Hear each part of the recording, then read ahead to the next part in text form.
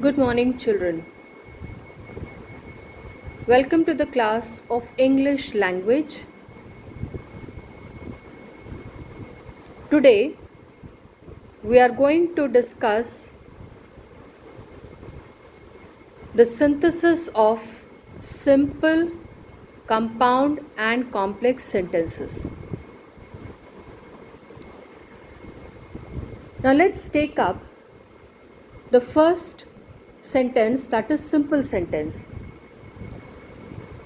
She works hard.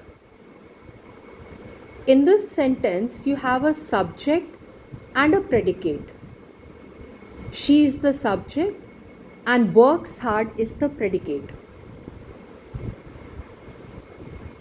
So, as per the requirement of a simple sentence, a sentence having a subject and a predicate is a simple sentence.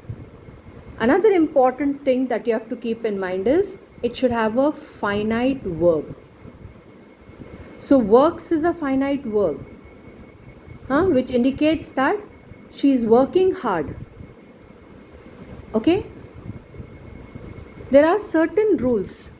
So, this is what you have to keep in mind. A sentence having one subject and a predicate, a simple sentence has only one finite verb. This is the definition of simple sentence. Now, suppose if you are given two sentences, simple sentences, and you are told to join it or combine it into one simple sentence, then you have to keep certain rules in mind. And the rules are, for example, the first one, a soldier had a horse, the soldier was brave. Now, these are two simple sentences. A soldier had a horse, the soldier was brave. These are two simple sentences. When you join it into one simple sentence, you will use an adjective.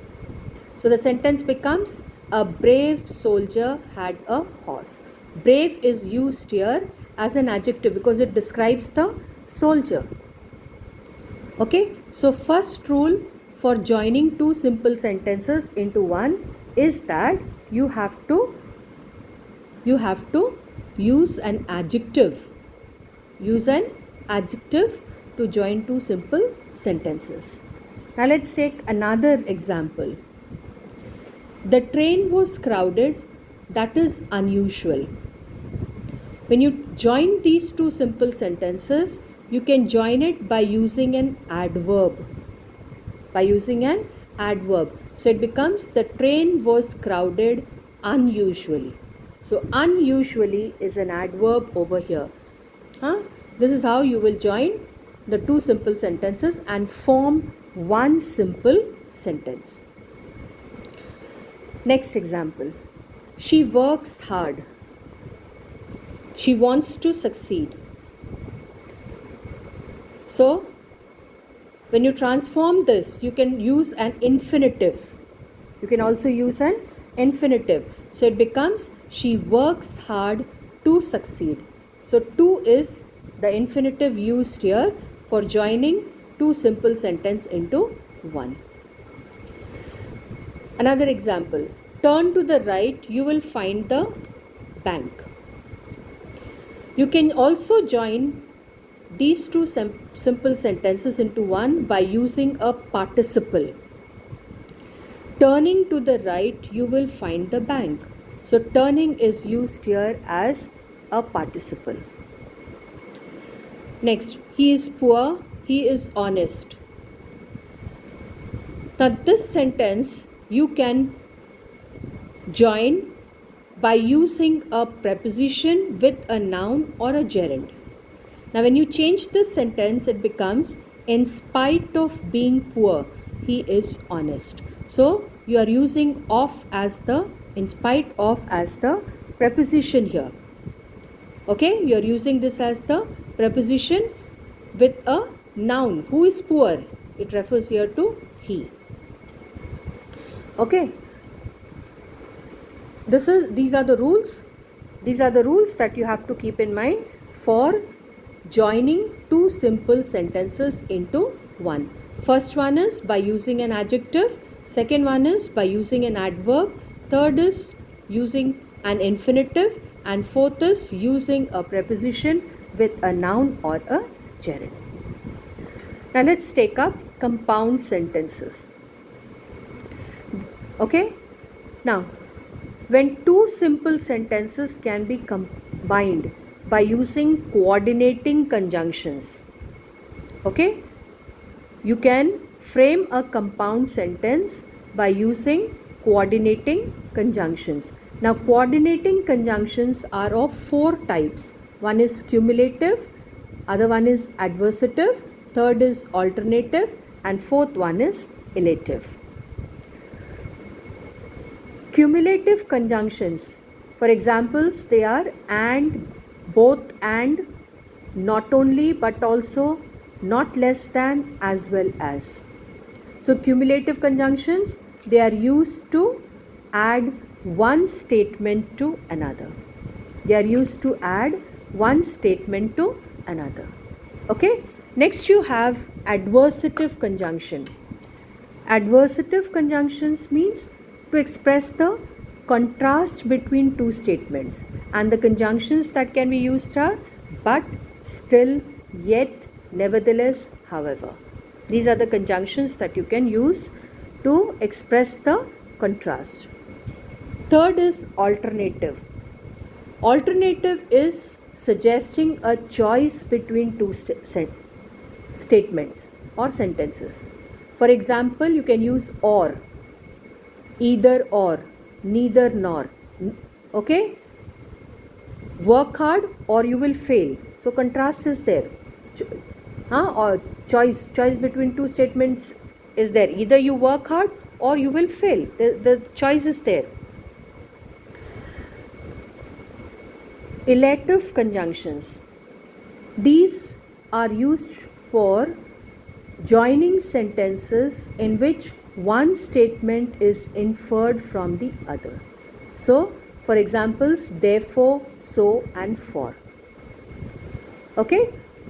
These are the elative conjunctions that can be used for framing compound sentences. So, what you have seen here, in case if you are using and, cumulative conjunction to frame a compound sentence, the example can be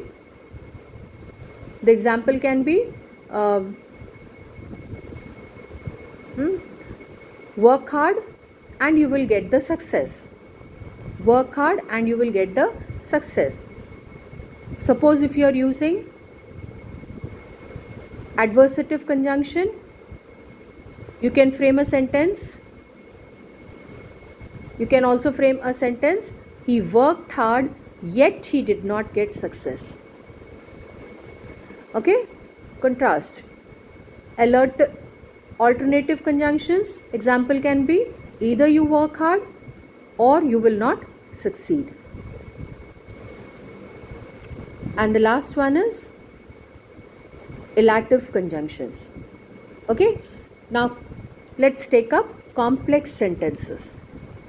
Now in this complex sentences, you have to keep in mind that there is one main clause and one or more subordinate clause.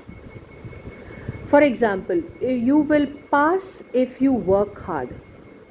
Now when you split up this sentence into two parts, you will find the two parts are, first part is you will pass and second part is if you work hard. In the first part, which is a main clause and it can be spoken independently. Main clause can always be spoken independently. You can also call it as the independent clause. So this has the subject and predicate. You will pass.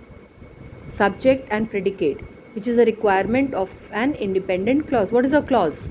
Clause is nothing but a group of words having a subject and predicate of its own. So this part has the subject and predicate of its own. You is the subject, will pass is the predicate, and it can be spoken independently. So this is the main clause. Second part is if you work hard. When you just read out this part of the sentence, if you work hard, it sounds as if something has to be added, something has to be added to complete the meaning of the sentence. So this second part is the subordinate clause. You can also call it as the dependent clause. This can also be called as the dependent clause. So okay, and in this sentence you have if is the subordinating conjunctions. Then just below is the list of subordinating conjunctions. Like you can use in the adjective clause, you can use who, whom, whose or which. Relative adverbs you can use like where or why.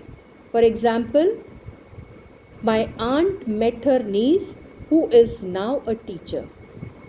Okay, who is now a teacher. This is the adjective clause. Clear?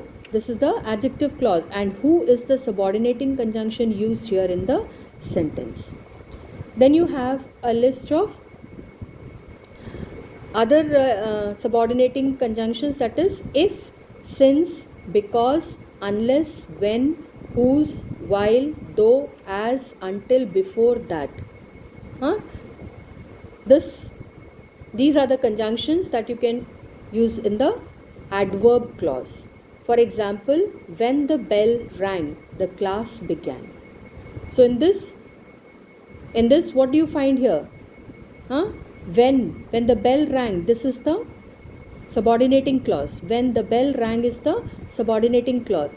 The class began is the main clause. So this is what you have to keep in mind. This is the class began is the main clause, and when the bell rang is the subordinating clause. And in this you have the adverb clause is indicated by using the word when. This word when is used here to indicate the adverb clause.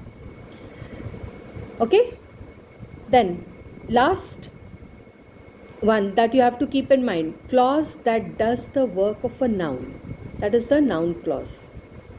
Okay, if you have a clause doing the work of a noun, that is the noun clause. For example, in this, he told me that the film had been cancelled. That the film had been cancelled is the subordinating clause in the sentence. Now when you ask a question, what? When you ask a question, what? Then you get the reply that the film had been cancelled. So that the film had been cancelled is the noun clause. So remember that in a complex sentence, you need to have one main clause and one or more subordinate clause. And as far as the list of subordinating conjunctions, this should be kept in mind to frame a correct complex sentence.